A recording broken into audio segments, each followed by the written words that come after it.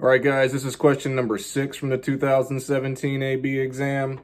And in this one, you're given a table about G and G prime.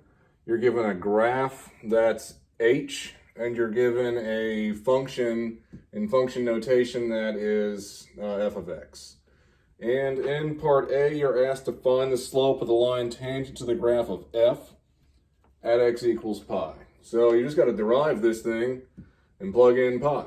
All right, so cosine of 2x derives to negative sine of 2x times 2. That's there. And then plus e to the stuff times the derivative of the stuff. And you plug a pi in. Okay, so the sine of 2 pi is 0, so that's just 0, gone. And then again, sine of pi is also 0, so e to the 0 times the cosine of pi is negative 1. So that pretty much says 1 times negative 1, which is negative 1. Part B, let k be the function defined by this. And then find k prime of pi. Okay, so you've got to derive in function notation. You have an inner function here. So h prime of f of x times f prime of x. And then everywhere you see an x, you're going to put a pi. That's happening here. Okay, f of pi. Well, over here in these brackets right here, I've worked it out. You end up getting 2. Okay, so the cosine of 2 pi, that guy right there, he's equal to 1. And then plus e to the sine pi. Well, the sine of pi is 0, so that's like e to the 0. So 1 plus e to the 0 is 2. All right. So fine. So we now have h prime. And so instead of f of pi, we have h prime of 2 because that's what it's equal to. And then f prime of pi, well, we figured that out in part A. That's negative 1. So now it's looking at, so we've got h prime of 2 times negative 1. We got to find the h prime of 2 value. Well, here's the graph of h. And so h prime would be the slope of h.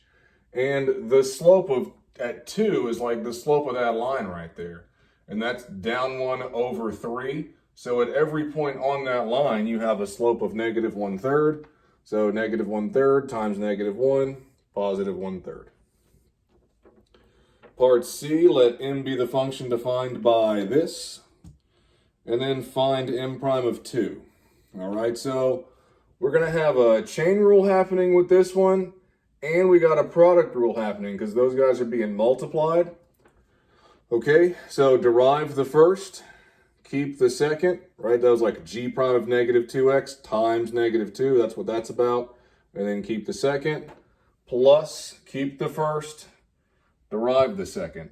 And then everywhere you see x, you just put a 2. So that's me substituting 2 in for everybody. All right. G prime of negative 4.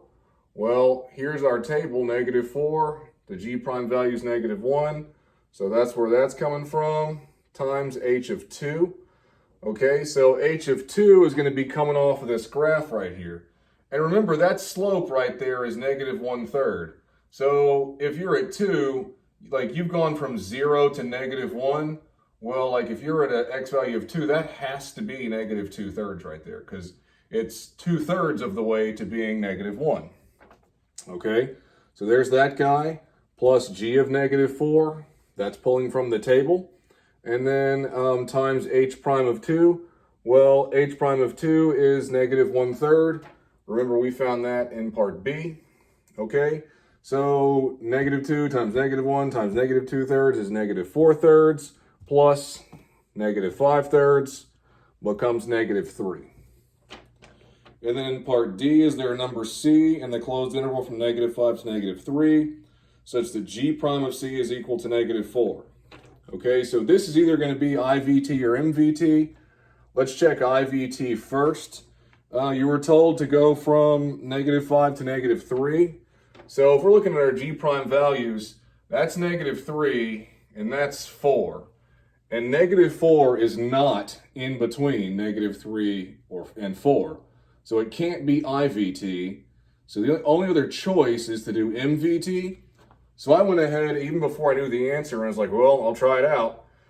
And so if you find the slope of the endpoints, 2 minus 10 over negative 3 minus negative 5. That's what's happening here. It ended up giving me negative 4.